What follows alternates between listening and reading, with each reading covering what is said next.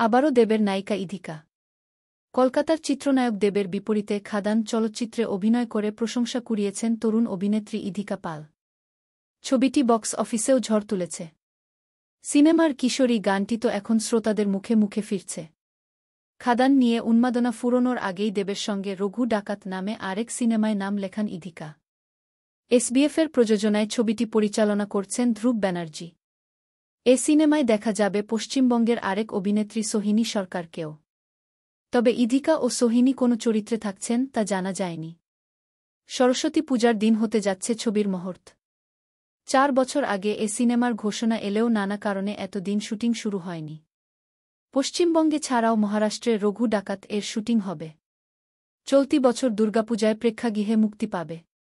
এর আগে 2022 সালে হিমেল আশরাফের প্রিয়তমা সিনেমা দিয়ে বড় পর্দায় অভিষেক হয় পশ্চিমবঙ্গের এই অভিনেত্রীর। শাকিব খানের সঙ্গে তার পর্দার জুটি সুপারহিট। এরপর থেকেই পশ্চিমবঙ্গের প্রযোজকেরাও তাকে নিয়ে আগ্রহী হয়ে ওঠেন। কিছুদিন আগেই মুম্বাইয়ে বরবাদ সিনেমার শুটিং করেছেন ইধিকা। প্রিয়তমার পর এ ছবিতে আবার শাকিব খানের সঙ্গে জুটি হয়েছেন তিনি। ইধিকা জানান, মেহেদী হাসান হৃদয় পরিচালিত সিনেমাটির আরও কিছু দৃশ্যের শুটিং বাকি আছে। চলতি বছর পবিত্র ঈদুল ফিতর উপলক্ষে মুক্তি পাবে সিনেমাটি।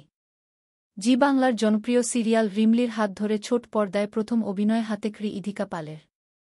পরবর্তী সময়ে জি বাংলার আরও একটি জনপ্রিয় ধারাবাহিক পিলুতে দ্বিতীয় প্রধান নায়িকা রঞ্জা চরিত্রে অভিনয় করে নিজের সাবলীল অভিনয়গুণে তিনি মন জয় করে নিয়েছিলেন বাংলা সিরিয়ালের দর্শকদের। পিলু শেষ হওয়ার পর আর কোনো সিরিয়ালে দেখা যায়নি অভিনেত্রীকে।